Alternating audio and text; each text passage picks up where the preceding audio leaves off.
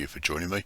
We're going to take a look at leadership styles, and in this particular clip we're looking at emotionally intelligent leadership pace setting style.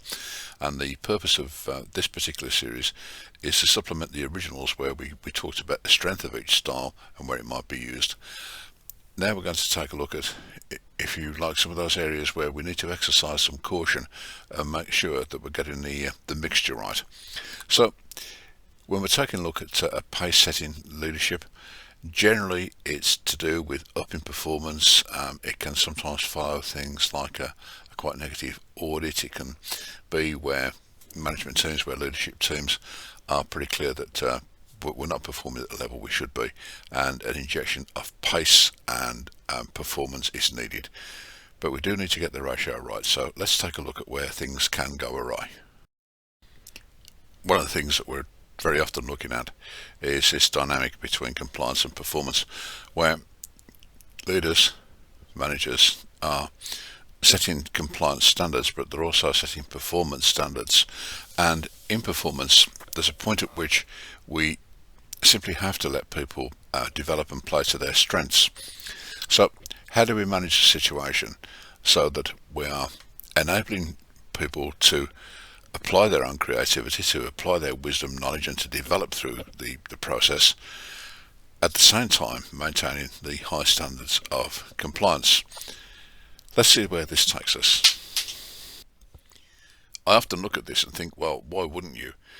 Why wouldn't you want to be part of a leadership team, part of an organisation that observes high standards, that wants to work better and faster, and where the expectations are universal?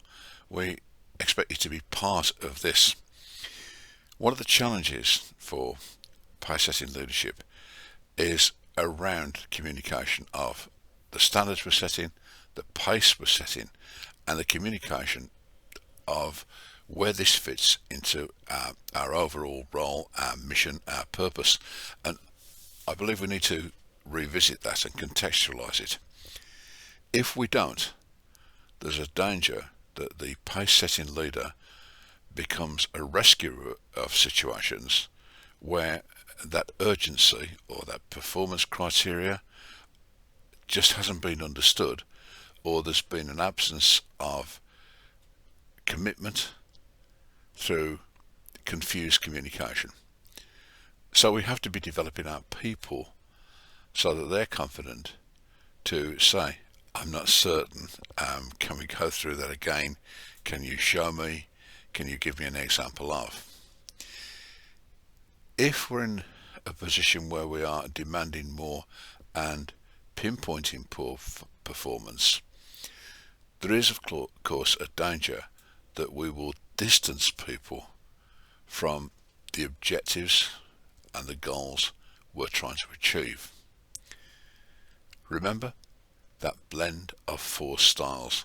We are pace setting now because we need to, but there are other things we might want to consider. So, for example, how do we develop opportunities to build an affiliative approach? How do we perhaps make it very clear that our preferred style might be a coaching developmental approach? But right now, at this moment, that's not where we are. It's part of our blended approach to how we're going to face up to the challenges we've got.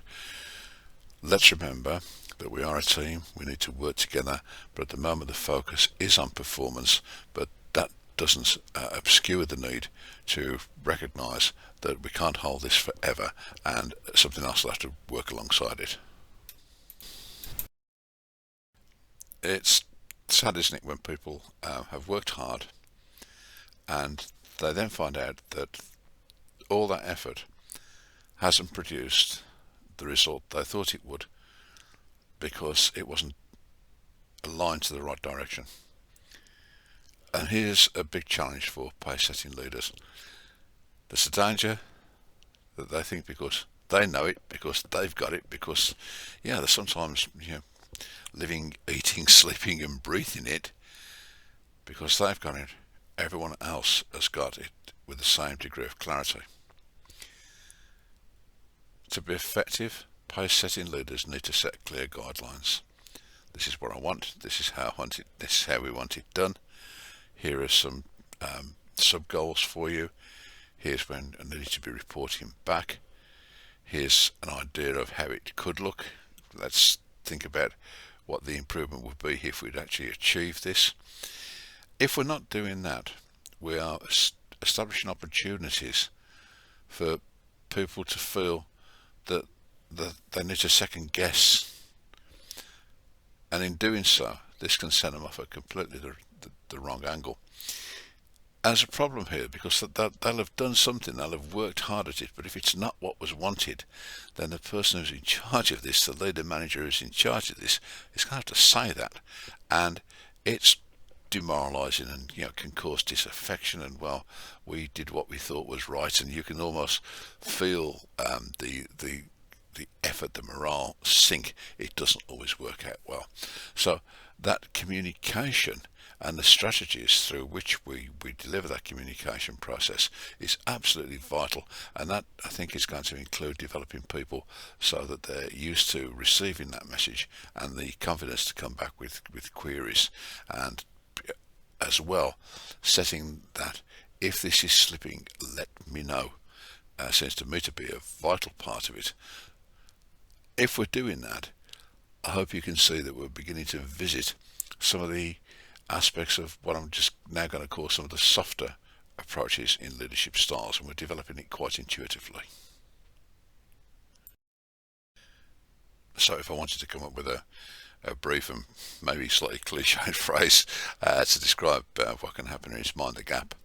That let's just go back to this idea that because we're familiar with our goals, because we know where we want to go, it doesn't mean that everyone's going to switch onto that at the same time, and that can inadvertently distance us from the very people on whom we depend to deliver the growth and the performance standards we require. Now, there's another side to this too, and that is some people may, for their own reasons, decide that they don't want to be part of this particular change, that this isn't for them anymore.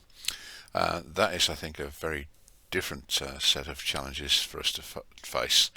However, I think if we're facing those challenges from the position where we've given everyone every opportunity to be part of the change, to get on board, to remain close to the changes and challenges we're facing, if we've done that, I think it makes the handling of the disaffected, those who are feeling that it's simply not for them anymore, we make the management of that slightly easier, given that our communication style throughout the process has been impeccable, that we've communicated what it is we want, the standard we want it done to, the time frame we need it done in, and also that idea, however you want to say this, but my door's open.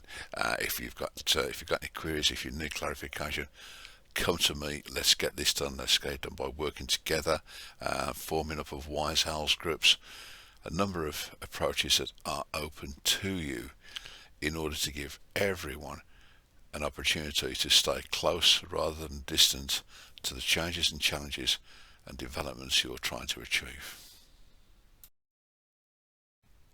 We know that if you change anything, change will occur. So if you increase the pace, if you increase the pressure, if you publicise and communicate a new performance criteria, you are going to see some change, and you will see an upward blip. But there's a challenge here, isn't there? And it's this: is this a real increase in performance, or is this an upward blip? Let's consider pace and pressure increases anxiety.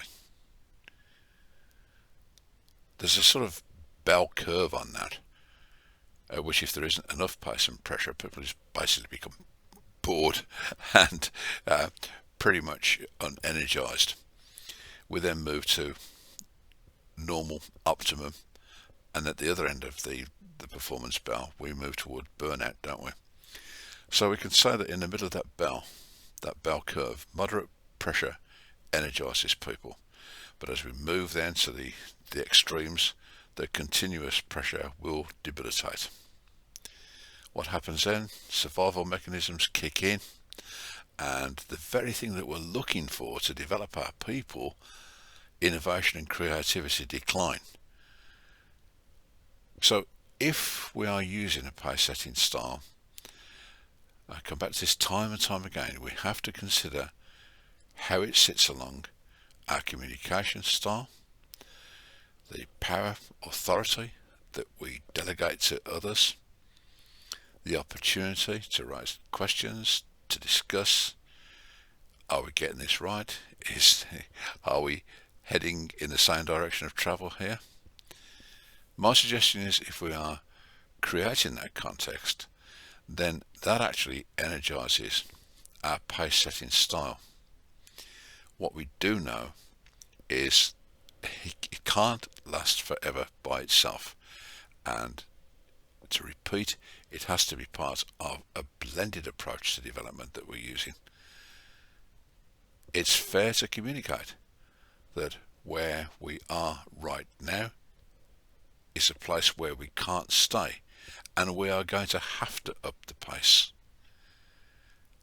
However, in doing that, we're not going to push ourselves to the far end of that bell curve where we get burnout. We are going to try and work at optimum levels, and then we need to think about the systems, the processes and approaches that allow us to stay there. I think for us to make good progress here, we need to give active consideration to our communication style, who's involved in it, how we're actually going to deliver it. Is it going to be, through virtual meetings? Is it going to be through three-dimensional people in a room meetings? How are we going to support this up with documentation, with video clips, with audio clips? Let's just think about how we're going to do it. So let's, having thought about the process, the scaffolding, let's think about the who's. And the who, it's critical that we're clear about who's in the communication loop, because there are things that you would probably want to share with people who are quite close to you that you wouldn't want to share with everyone. So people are going to be in different communication loops, and there's going to be a reason for that. However, you will need to be aware that there are some generic conversations and communications that everyone will need to be aware of. So we need to be able to answer to ourselves clearly, why does this person need to know this? Why is it that they don't need to know something else? And what's their relationship with me in terms of leadership and taking things forward? What's their relationship with me? Have they bought into my professional agenda? And if not, why not? What's getting in the way here? Now look, let's revisit some of those ideas that we spoke about in the last slide, and that bell curve. One of the things I think we can sometimes get lost in pace setting is that people do get tired and they need a rest. And we can take a look at their behaviour, we can take a look at their performance, we can take a look at things like attendance, generally how they're shaping up around the place, what vibes are we picking up from conversations with them. And sometimes intuitively, we might just need to back off or create a bit of space to have a conversation with them. Why is this important? Well, we are consciously and actively, important words, consciously and actively developing this blended approach where we're integrating leadership styles. We of course aren't going to step down from a pace setting style, but what we're looking to do is to supplement that with some of those softer areas so that we are seen as leaders who can apply the pressure, who can apply the pace, that this is done for the right reasons at the right time, it's communicated well, and we're creating a culture where people can reach out without feeling that they're in any way jeopardising themselves, either to you as a leader or within the wider organisation. So pace setting, absolutely see the point of it. Are there some warning signs? Yes, of course there are. Can we do something about them? Yes, absolutely, of course we can. Well, thank you very much for joining me here, and I hope you found this useful. Always good to reflect, whichever style it is we're using, whichever one we lead on. Yes, it's got its upside, but every one of them has got a point at which we need to step back from it and say, hang on a minute, what are the risks of overplaying this leadership style, and what might I need to supplement it with, and how do I begin to shape the context within which I can deliver it? So thanks, and please feel free, of course, to get in touch with us if you'd like to discuss any of the points raised here or our work in general.